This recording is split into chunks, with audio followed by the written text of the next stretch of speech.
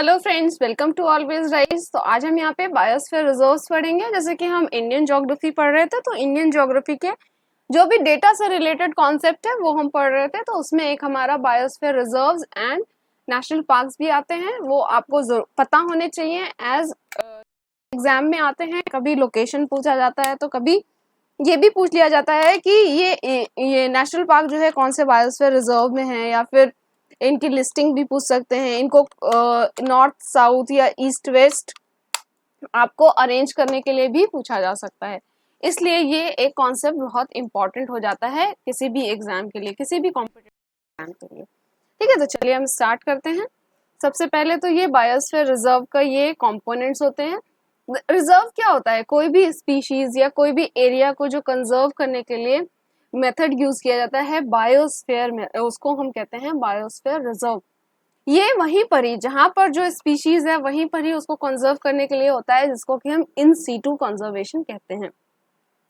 इसके कुछ कंपोनेंट्स हैं, जैसे कि core, buffer and transition. Core area, core जो होता है वो बिल्कुल इनर वाला पोर्शन होता है, जहां पर सबसे ज्यादा आपका रिस्ट्रिक्शंस होते हैं, जहां पर आपको कोई भी एक्टिविटी की का अलाउड नहीं होता है।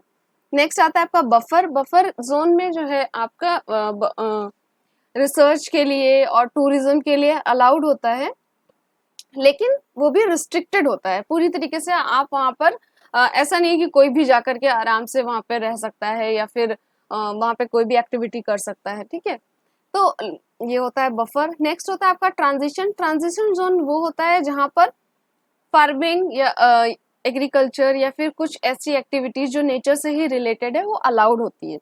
ठीक है, बाकी और भी जो सेंट्रल गवर्नमेंट या गवर्नमेंट चाहती है उसको नोटिफाई करती है, वो भी ट्रांजिशन जोन में कर सकते हैं। ठीक है, तो आप ये कह सकते हैं कि कोर से जब हम ट्रांजिशन की तरफ जाएंगे तब रिस्ट्रिक्शन कम होती जाएगी, या फिर उल्टा करेंगे तो उससे ट्रांजिशन बढ़ती रिस्ट्रिक्शन बढ़ती जाएगी। तो सबसे ज्यादा रिस्ट्रिक्शन कहाँ होती है? वो होता है आपका कोर रीजन में। ठीक, चलिए हम पूरे अब हम लोकेशन देख लेते हैं इंडिया में कहाँ कहाँ पर कौन से एरियाज में आपके बायोस्फीयर रिजर्व्स पाए जाते हैं। आपको एक काम करना है कि आपको एक पेन और कॉपी लेके बैठना है। जो जो हम आपको बता रहे हैं बायोस्फीयर रिजर्व, उनके आपको स्टेट्स के नेम लिखते जाना है कि कहाँ पे कौन सा आपका बायोस्फीयर रिजर्व है। तो सबसे पहला है cold desert. Cold desert biosphere reserve आपका हिमाचल प्रदेश में है, और इसी में आपका पिन वैली नेशनल पार्क आता है। मतलब नेशनल पार्क जो है पिन वैली नेशनल पार्क आपका कोल्ड डेजर्ट के अंदर आता है। जैसे कि बायोस्फीयर रिजर्व ज्यादा बड़ा एरिया होता है, नेशनल पार्क थोड़ा छोटा होता है, तो कई नेशनल पार्क से भी मिल करके एक बायोस्फीयर रिजर्व बन सकता है। इसलिए अगर ये पूछा जाता है कि पिन वैली नेशनल पार्क किस बायोस्फीयर रिजर्व में आता है, तो वो आपका कोल्ड डेजर्ट होता है, या फिर किस स्टेट में होता है तो वो आपका हिमाचल प्रदेश होता है। ठीक है, दैट मीन्स ये जम्मू कश्मीर नहीं है, ये हिमाचल प्रदेश है। ठीक, नेक्स्ट है आपका नंदा देवी। नंदा देवी बायोस्फीयर रिजर्व आपका उत्तराखंड में आता है, और इसमें ही आपका जो जो आपका नेशनल पार्क है वो है आपका valley of flower. Valley of flower national park Nanda Devi biosphere reserve में आता है, और ये दोनों उत्तराखंड स्टेट में आते हैं। नेक्स्ट है आपका कंचनजंगा। कंचनजंगा ये सिक्किम में है, और ये इसको हम नेशनल पार्क भी कहते हैं, और साथ में ये एक मिक्स्ड यूनेस्को साइट है। जैसे यूनेस्को साइट्स क्या होती हैं, या तो नेचुरल होती हैं या तो फिर कल्चरल होती हैं, लेकिन ये नेचुरल और कल्चरल दोनों है, इसीलिए इसको हम मिक्स्ड यूनेस्को साइट कहते हैं। ठीक, तो कंचनजंगा को एक नेशनल पार्क भी है कंचनजंगा, कंचनजंगा बायोस्फीयर रिजर्व भी है, और मिक्स यूनेस्को साइट भी है। कहाँ पर है? सिक्किम में। नेक्स्ट है आपका दिहांग दिबांग। दिहांग दिबांग अरुणाचल प्रदेश में है। इसमें आते हैं आपके Mouling national park and Dibang wildlife century. ठीक है, दैट मीन्स कि एक बायोस्फीयर रिजर्व में ये इतना आप कह सकते हैं, एक बायोस्फीयर रिजर्व जो है वो बड़ी एंटिटी है, बड़ा एरिया है, उसके अंडर आप नेशनल पार्क होते हैं, जो कि नेशनल पार्क क्या होते हैं? किसी एरिया को और स्पीशीज दोनों को वो कंजर्व करने के लिए होता है। और वाइल्ड लाइफ सेंचुरी जो होता है ना, वो किसी स्पेसिफिक वाइल्ड लाइफ को कंजर्व करने के लिए होते हैं। ठीक है, तो यहाँ पर दिहांग दिबांग में कौन कौन से क्या क्या है आपका इंक्लूडेड? वो है आपका Mouling national park and Dibang wildlife sanctuary. Arunachal Pradesh में। ठीक, नेक्स्ट है आपका दिब्रू सैखोवा बायोस्फीयर रिजर्व, ये है आपका आसाम में। ठीक है, दिब्रू सैखोवा, ये आपका ब्रह्मपुत्र रिवर के पास में है, आसाम में। नेक्स्ट है मानस नेशनल पार्क, मानस बायोस्फीयर रिजर्व, ये मानस नेशनल पार्क भी इसी के अंडर आता है। ये एक टाइगर रिजर्व भी है, एलिफेंट रिजर्व भी है और यूनेस्को का वर्ल्ड हेरिटेज साइट भी है।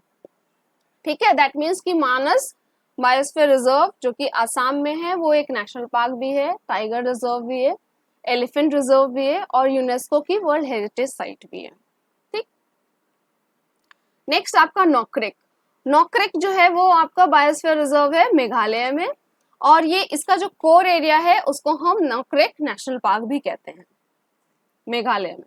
ठीक, नेक्स्ट है आपका सुंदरबंस, सुंदरबंस डेल्टा आप लोगों ने पढ़ा ही होगा, तो वो आपका वेस्ट बंगाल में है। ये एक नेशनल पार्क भी है, टाइगर रिजर्व भी है, मैन एंड बायोस्फीयर रिजर्व भी है और यूनेस्को वर्ल्ड हेरिटेज साइट भी है। ठीक है, मैप जो होता है ना वो यूनेस्को उसको प्रोवाइड करती है, मैन एंड बायोस्फीयर रिजर्व का खिताब।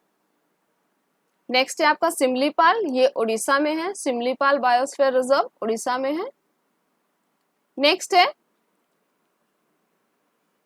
अचानकमर अमरकंटक, ये आपका छत्तीसगढ़ और मध्य प्रदेश की बाउंड्री लाइन पर है।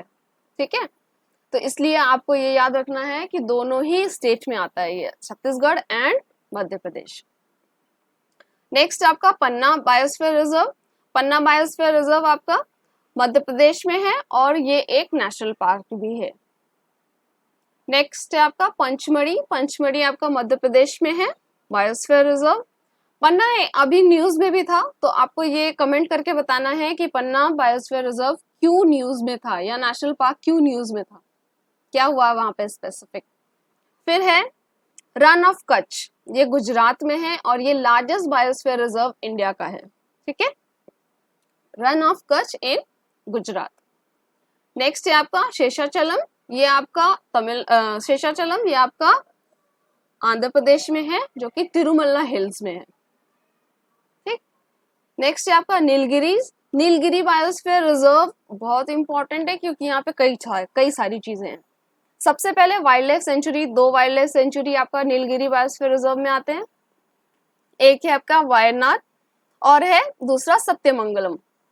National parks, 4 national park Nilgiri biosphere reserve के अंडर आते हैं, मधुमलाई, मुकुर्ती, नगरहोल एंड बंदीपुर, मतलब ये सारे नेशनल पार्क और 2 वाइल्ड लाइफ सेंचुरी ये आपके नीलगिरी बायोस्फीयर रिजर्व में आते हैं। और नीलगिरी बायोस्फीयर रिजर्व कहाँ पर है, केरला एंड तमिलनाडु के बॉर्डर पे या फिर वेस्टर्न घाट के पास। नेक्स्ट है आपका अगस्तमलाई, अगस्तमलाई है आपका केरला एंड तमिलनाडु के बॉर्डर पे। ठीक है, मेनली इसको केरला में ही बोलते हैं। इसमें भी आपके दोनों वाइल्ड लाइफ सेंचुरी आते हैं, वायनाड एंड सत्यमंगलम। नेक्स्ट ये it is a part of world network of biosphere reserve. ठीक है, अगस्तमलाई केरला एंड तमिलनाडु। नेक्स्ट है gulf of Mannar, gulf of Mannar कहाँ पर है, यहाँ पर है गल्फ ऑफ मन्नार, श्रीलंका और इंडिया के बीच में। ठीक है, इसको हम बायोस्फीयर रिजर्व भी कहते हैं, gulf of Mannar. Next great Nicobar, great Nicobar biosphere reserve है आपका अंडमान निकोबार आइलैंड में और इसमें 2 नेशनल पार्क आते हैं, एक है आपका कैम्पबेल और एक है आपका गलाचिया। ठीक, तो यहां तक हो गए आपके ये सारे बायोस्फीयर रिजर्व्स। ठीक है, तो इस सारे बायोस्फीयर रिजर्व्स को आपको याद रखना है, साथ में ये भी याद रखना है कि कौन सा नेशनल पार्क किस एरिया में किस बायोस्फीयर रिजर्व में आता है। ठीक है, इसके बाद हम और भी बहुत कुछ पढ़ने वाले हैं। सो आप वीडियोस को देखते रहिए, लाइक कीजिए, शेयर कीजिए, सब्सक्राइब कीजिए चैनल को। Thank you so much.